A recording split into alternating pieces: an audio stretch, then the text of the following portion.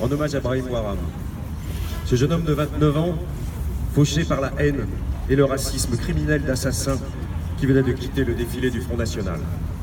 Nous sommes réunis pour ne pas l'oublier, pour rendre hommage à sa mémoire et à sa dignité, pour partager la souffrance de sa famille et de ses proches, pour refuser toujours de trouver supportable de jeter à la Seine et témoigner de notre colère intacte face à cette barbarie.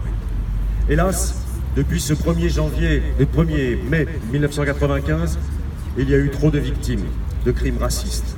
Et c'est à chacune d'entre elles que nous rendons hommage en ce moment. Qu'elle ait été maghrébine, qu'elle ait été musulmane, qu'elle ait été juive, qu'elle ait été noire, qu'importe. C'est avec la même colère, c'est avec la même émotion que nous devons réagir. Elle n'est pas celle d'une communauté ou d'un groupe. Chaque acte raciste, antisémite, islamophobe, romaphobe, négrophobe est à chaque fois une atteinte insupportable à l'humanité tout entière.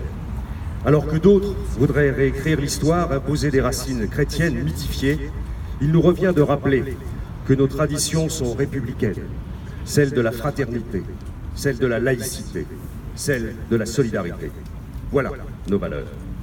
Leur donner corps, c'est défendre avec force l'ambition d'une France d'égalité entre les femmes et les hommes de toute origine, de toute religion, sans discrimination ni injustice.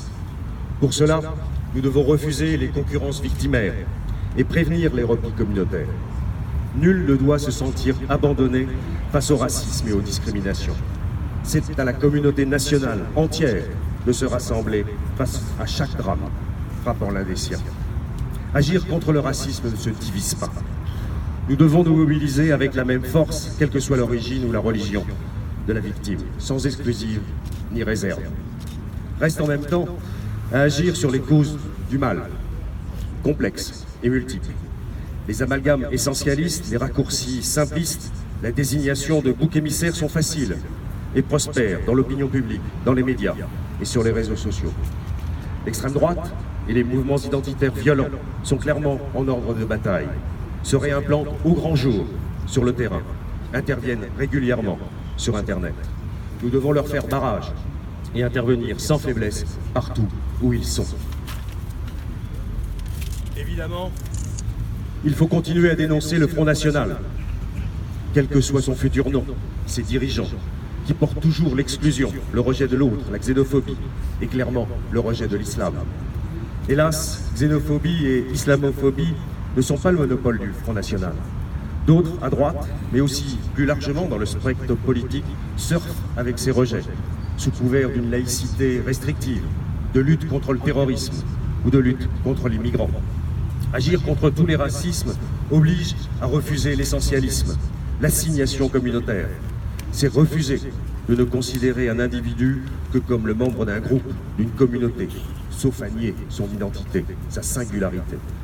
Il s'agit au contraire de penser tout individu en sujet de droit.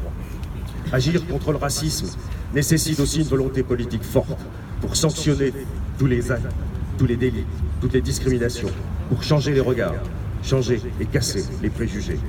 Un plan de lutte contre le racisme vient d'être annoncé, qui, sur le papier, porte des intentions louables, mais reste à lui donner des moyens d'être effectif partout en France, avec des moyens pour les associations qui agissent au quotidien.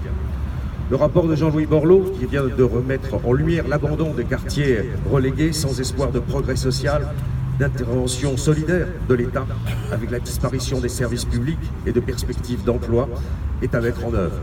Il y a là urgence à intervenir avec des moyens conséquents et surtout en témoignant d'une confiance en leurs associations, en leurs habitants, français ou étrangers, qui ne demandent qu'à être traités en égaux et en citoyens. La politique du gouvernement ne semble pas prendre la mesure de ces enjeux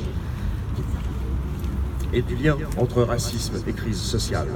Dernier exemple, le projet de loi Asile et Migration, qui est le plus dur depuis des décennies, favorisant le sentiment d'une France envahie, menacée, et continuant de sanctionner toute solidarité citoyenne.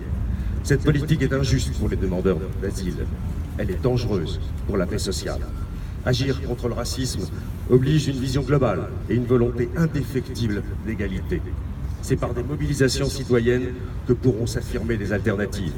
Rendre hommage aujourd'hui à Warim Bouaram, c'est rappeler ensemble cette urgence.